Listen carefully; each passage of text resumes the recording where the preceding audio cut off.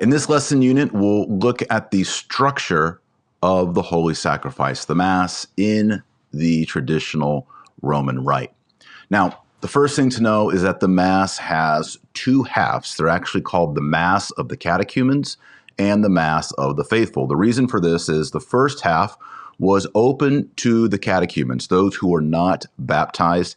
This runs from the very beginning to the preparatory prayers at the foot of the altar, all the way up through the epistle, through the gospel, and to the creed. All of this is part of the Mass of the catechumens. After that, the deacons and the subdeacons and the porters would lead all those who were not baptized out of the church, out of the home in persecution times, and then would continue the Mass with the offertory and up through the Roman canon and then the communion rite and to the very end. So in a sense, there are two Masses. There's the Mass of the catechumens, which is mainly prayer and instruction, to make sense, catechumens. And then there is the Mass of the Faithful, which has the propitiatory sacrifice in it. And that part was hidden. And in a way, it still is hidden because the Roman canon is recited in a whisper, in a low voice. So those are the two halves of our liturgy. The first half, scholars say, goes back to the synagogue service, the way the apostles would have known how to worship, and that is opening prayers, readings from the law and the prophets, instruction, and then a dismissal. But in the New Covenant with the Catholic Church, we also have the mystery of the Eucharist, and so that becomes the Mass of the Faithful. So both of these things are happening together. Now, once you understand that there's two halves, now you have to understand about the ordinary and the propers. The ordinary are the words and the rubrics in the Mass that never change.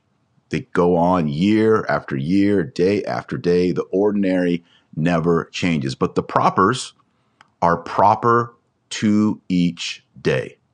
They actually do change. And there are 8 propers for every single Mass. Let's look at those 8 propers. The first proper is the introit. This is He enters. This is the entrance antiphon. It's chanted as the priest comes in. Next is the collect. This is the prayer of the priest that collects the prayers and the intentions of the people at the altar as we begin our worship. Next, the third proper is the epistle. Now, this is usually a reading from the epistles of St. Peter, St. Paul, the apostles, but other times it includes Old Testament readings, or the book of Acts. So it's not always an epistle. Epistle is Greek. It just means a letter, a writing on a piece of paper. So the epistle could be an actual epistle in the New Testament or any other writing from sacred scripture.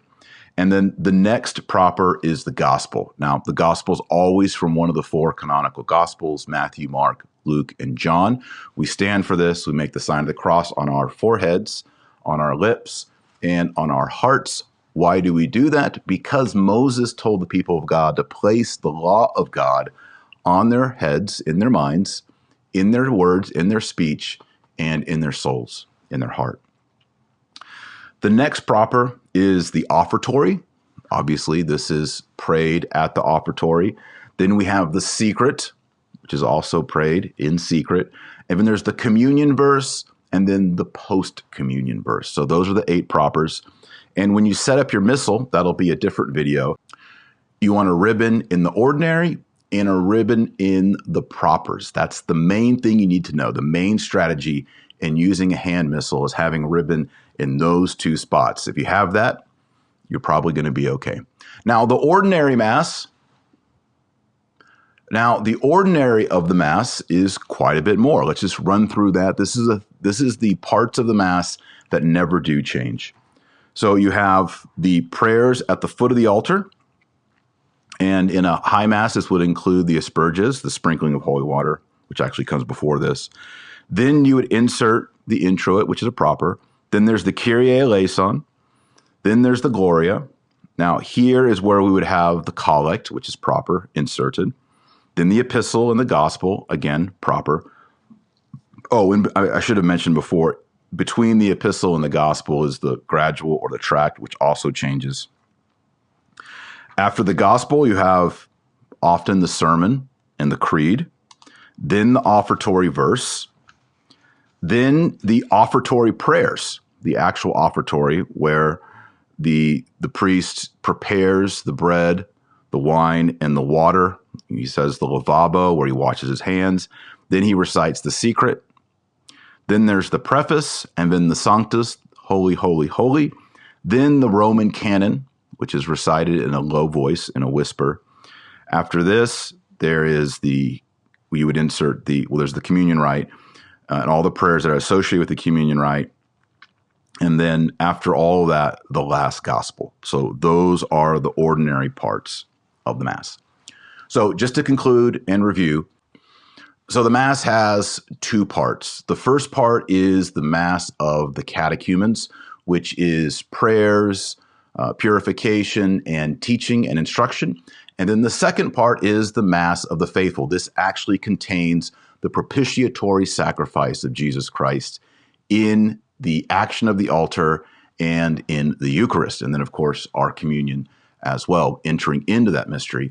And then within the Mass, you need to understand that there's parts that never change, the ordinary, and then parts that do change, the propers. And once you understand that distinction, you can pretty much orient yourself through every single Mass of every day of the year.